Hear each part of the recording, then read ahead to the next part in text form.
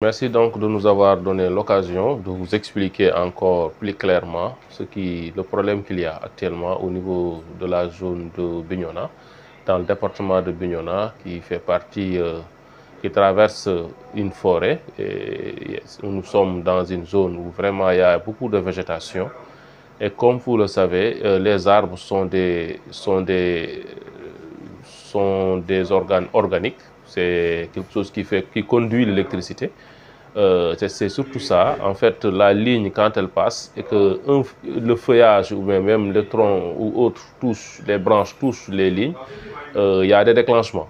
Et on va perdre le courant, les disjoncteurs vont sauter et c'est ça le souci. Maintenant, dans cette zone-là, nous faisons ce qu'on appelle de l'élagage. Et même souvent, on essaie de voir avec les eaux et forêts pour faire de l'abattage, pour vraiment dégager les couloirs de ligne afin de permettre aux lignes d'être dans des couloirs où il n'y a pas d'arbres pour les gêner. Donc le principal souci dans cette zone-là, c'est ça. Maintenant, souvent, avec les vents, avec les feux de brousse, les arbres sont fragilisés.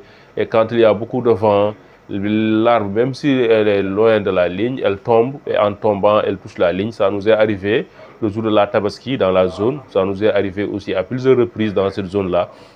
Les équipes sont en pied d'œuvre, ils font un élagage continu et actuellement vous-même vous voyez qu'il y a eu une amélioration par rapport à ça. D'accord, merci pour cette question. Actuellement nous sommes dans le cadre de l'accès universel. Nous sommes en train de tout faire pour qu'on arrive à l'accès universel à l'électricité en 2025. Donc il nous reste juste 2 mois. Et là il y a beaucoup de programmes, il y a plus de 7 programmes qui sont en cours actuellement pour concourir à l'accès universel. Donc tous ces villages-là et les villages des autres zones, des autres localités, les localités où il y avait un problème d'accès, des difficultés d'accès et tout ça, tous ces villages ont été enrôlés dans des programmes et actuellement les travaux sont en cours. Certainement, il y a des programmes qui devancent certains d'autres. Il y a certains où nous sommes actuellement dans la phase de rédaction des dossiers d'appel d'offres, d'autres c'est la signature des contrats, d'autres c'est les ordres de service, d'autres aussi ils sont en cours de réception, ils ont démarré.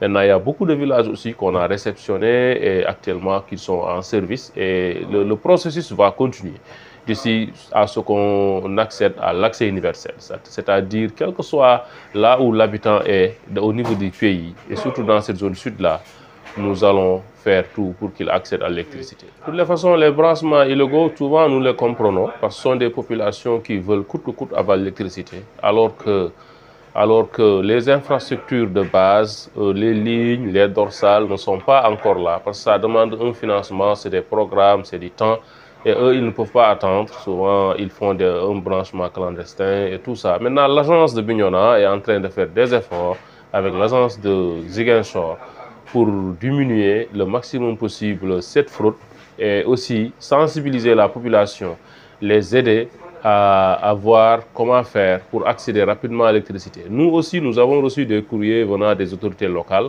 par rapport à ces zones-là et des urgences. Nous connaissons un peu les urgences et les programmes sont en cours.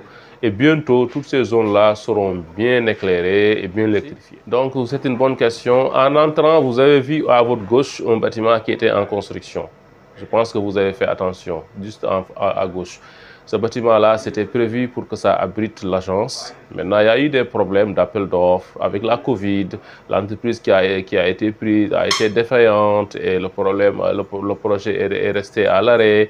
Et autre aspect, c'est que si vous veniez ici dans 2 semaines, vous n'allez pas trouver le personnel ici. Nous avons trouvé un local qui est dans Bignona, quelque part, qui répond aux normes et vraiment où le chef d'agence et son personnel se sentent bien. Et là, nous-mêmes, notre visite d'aujourd'hui, c'est pour venir finaliser. Parce que c'est à partir du début juillet que nous voulons démarrer, qu'ils vont déménager. Donc, pour vous rassurer, l'agence déménage et certainement les communiqués vont suivre, mais déjà ceux qui nous écoutent, ils doivent comprendre que la Sénélec déménage à partir du mois de juillet et que actuellement nous allons raser tout ce qu'il y a ici. Et il y a un projet qui est bien ficelé qui va permettre de reprendre les locaux aux normes.